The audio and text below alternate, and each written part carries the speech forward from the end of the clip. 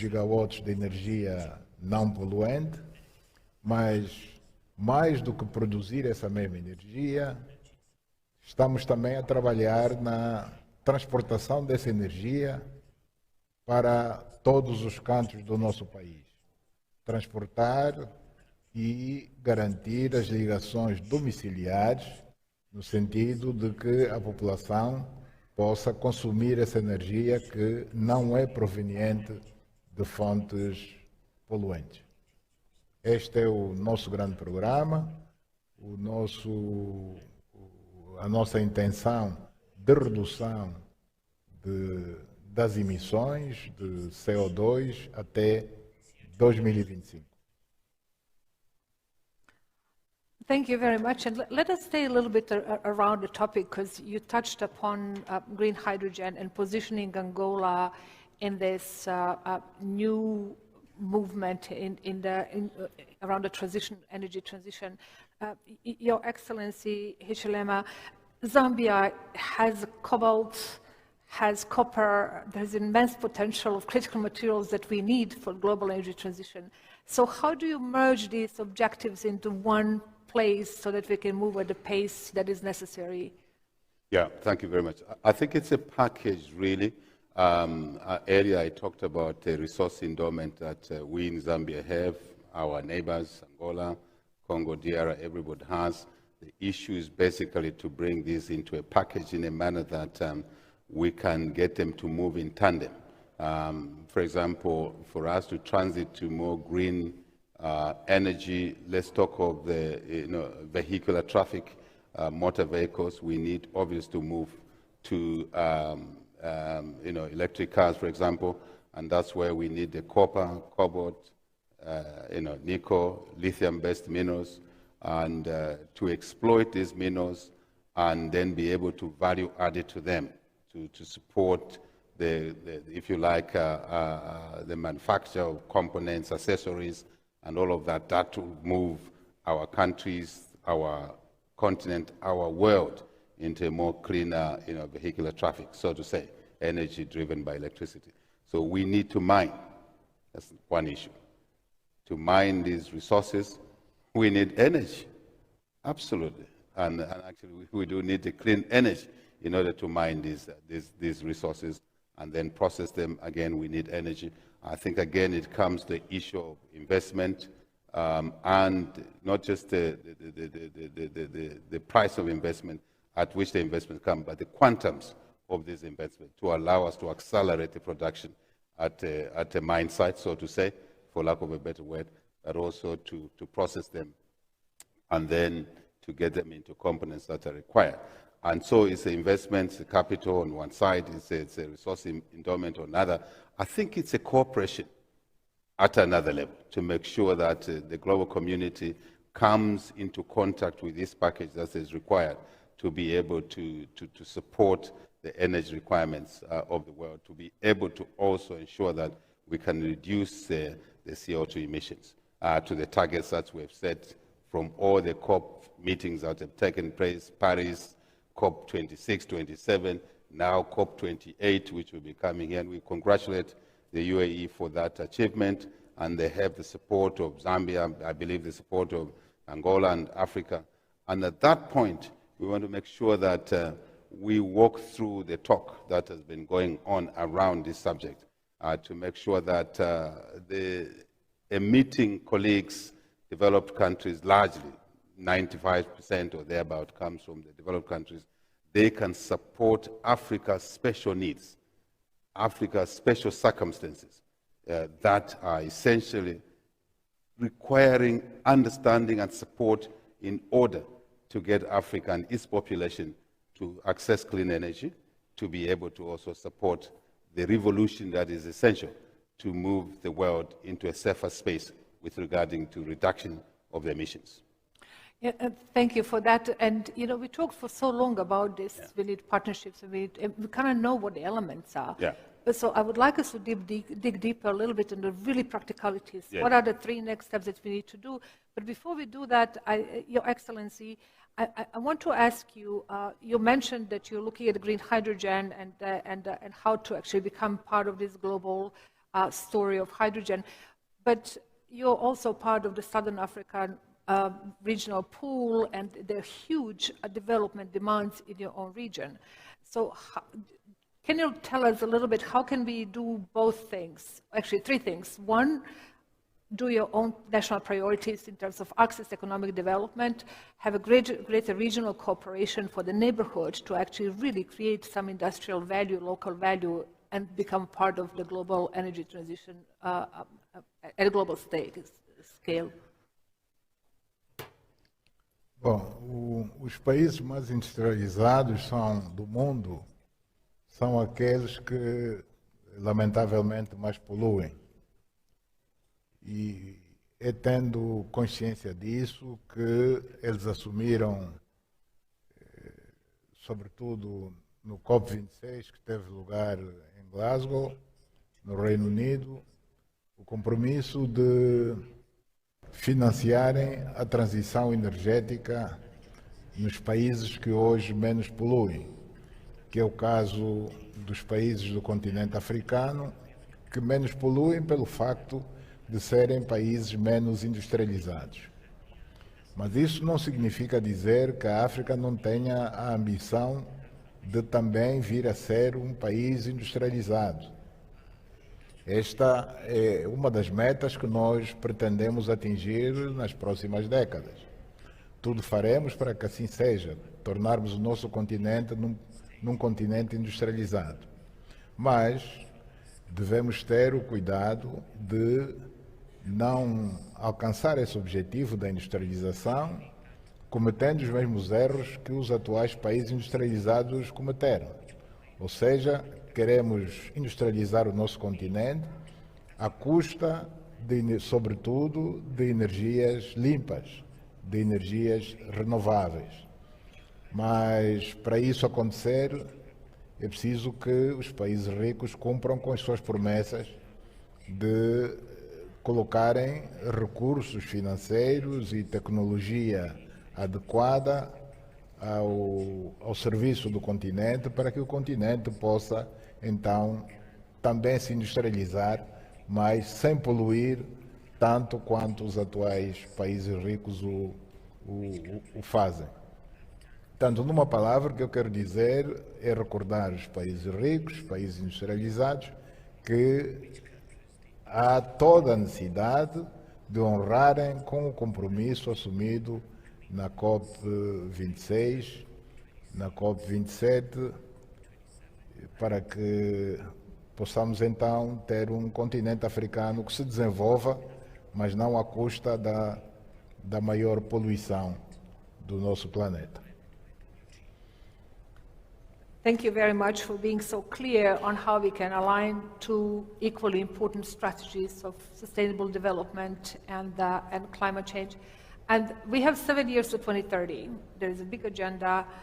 We know what needs to be done. You have it very clearly. It's very clearly what you want to do. So what are the three things that we need to do in the next 12 months?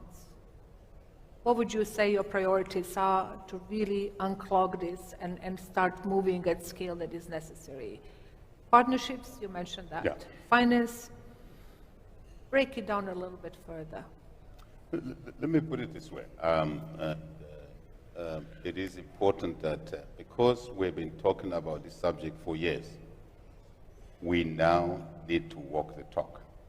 That's number one, really. We must walk the talk. The commitments that the President has spoken about, the decisions that were made, must be implemented. It's very important. It's a matter of necessity. It's a matter of credibility as well. I think that's number one in terms of next steps to me. I'm sure that applies to others as well.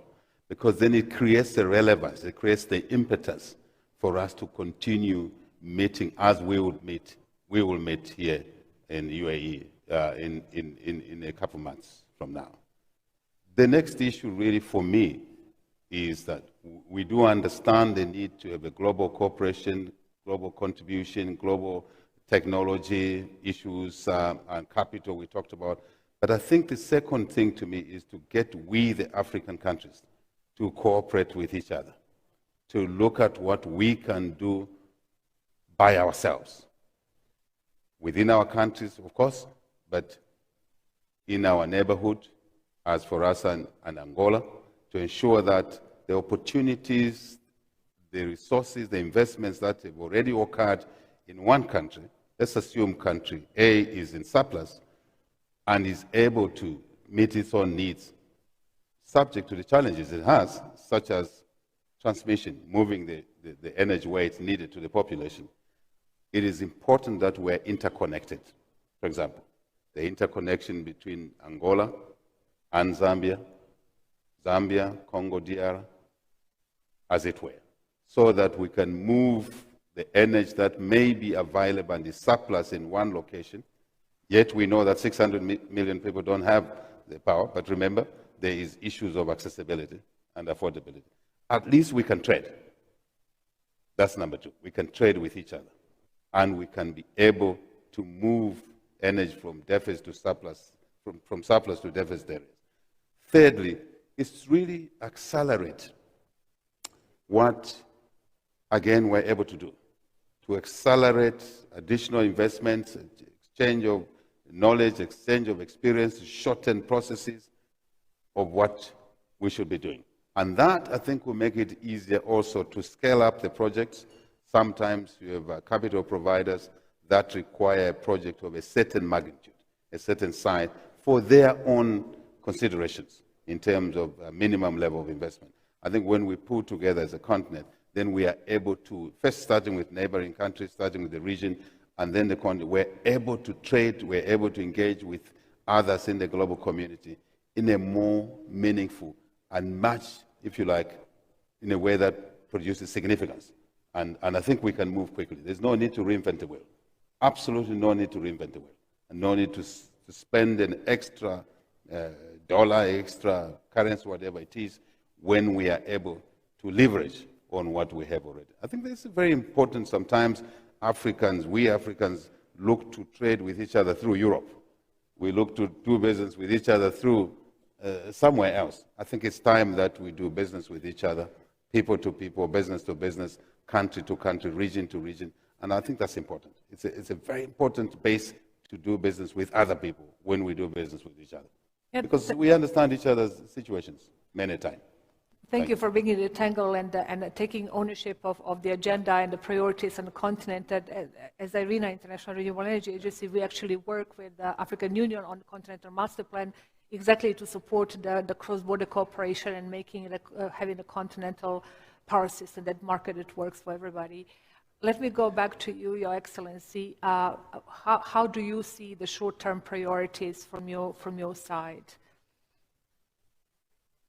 O nosso continente, para se desenvolver, carece de bastantes infraestruturas. Mas não vamos falar de outro tipo de infraestruturas, vamos falar apenas da necessidade de ter infraestruturas energéticas para eletrificarmos o continente e, consequentemente, industrializarmos o continente. O continente é rico em cursos de água, tem bastantes rios. Portanto, existe ainda a possibilidade de se construírem muito mais barragens hidroelétricas para a produção de energia limpa. O continente tem, felizmente, bastante sol que se desperdiça. E o sol é o único elemento necessário que a natureza nos oferece para podermos transformar esse mesmo sol em energia elétrica, com painéis solares. Portanto, a prioridade neste momento é sensibilizarmos quer os países ricos, quer as instituições internacionais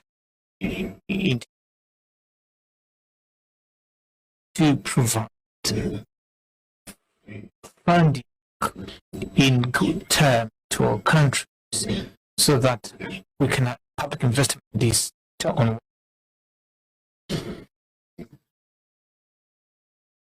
private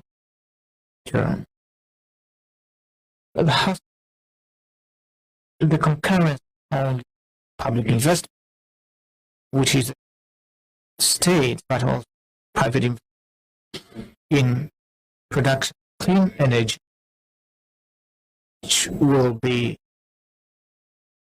included transportation, grids, and provided both directly to the consumer cases and to the state who buys the power to pass it to the end. So I think if we have this vision and that, surely over the coming years, we'll be doing a great to the use the emission polluting gas. Thank you.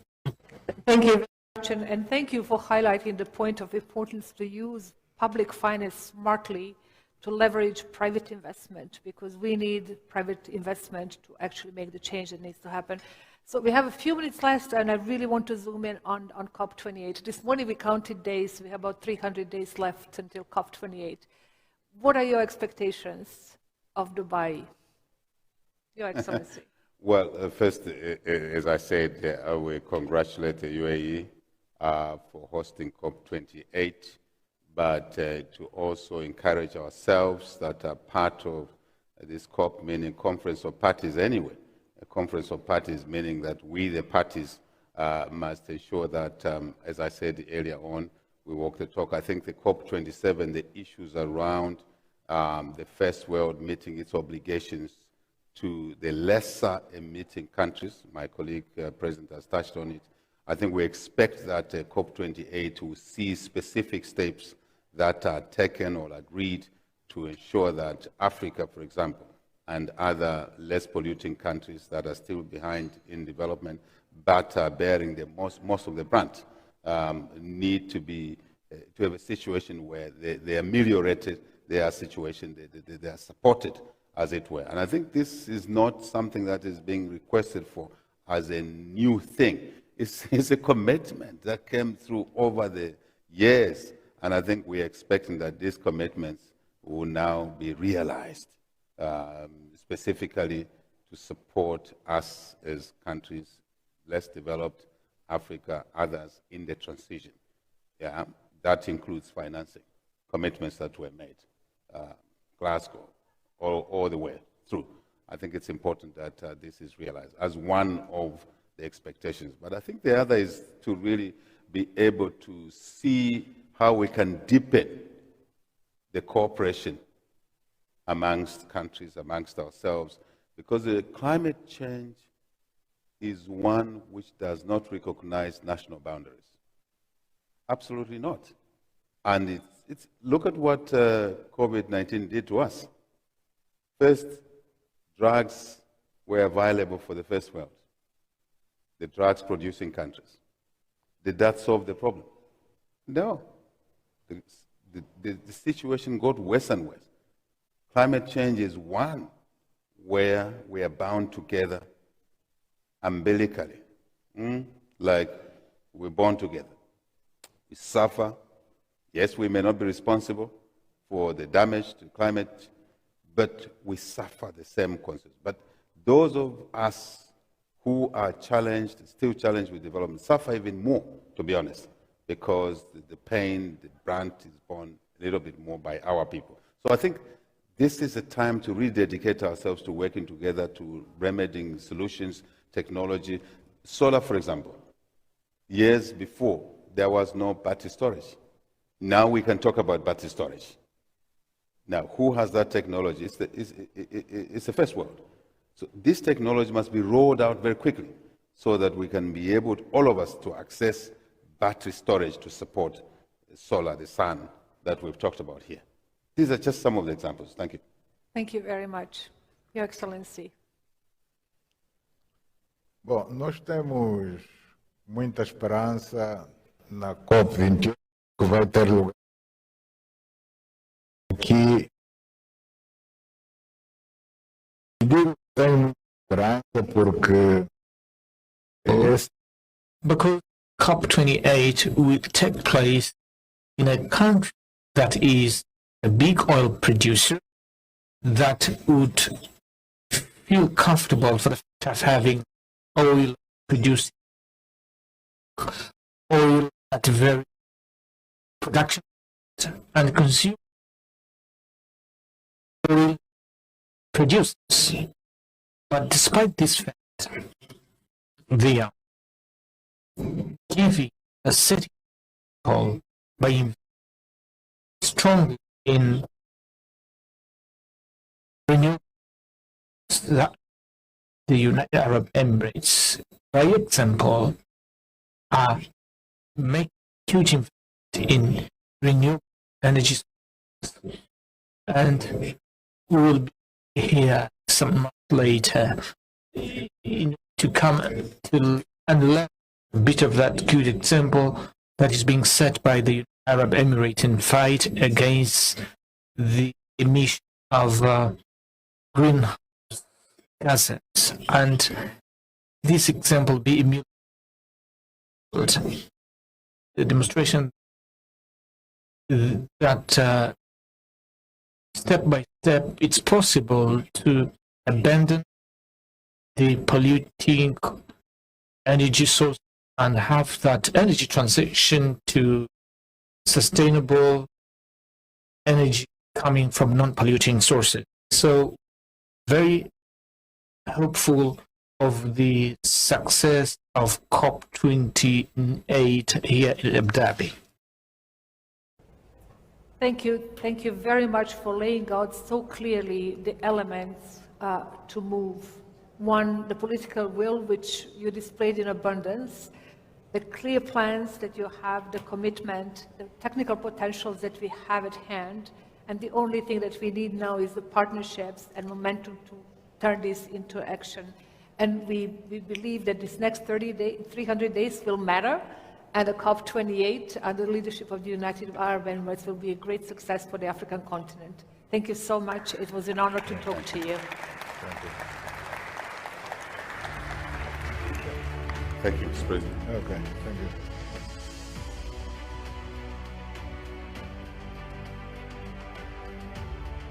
Elizabeth, thank you so much, and Your Excellencies, thank you so much, and thank you for bringing us up to date with some of the great work that's going on in your country. Moving from potential to realization, I think, was a great phrase there, because there's so much more you can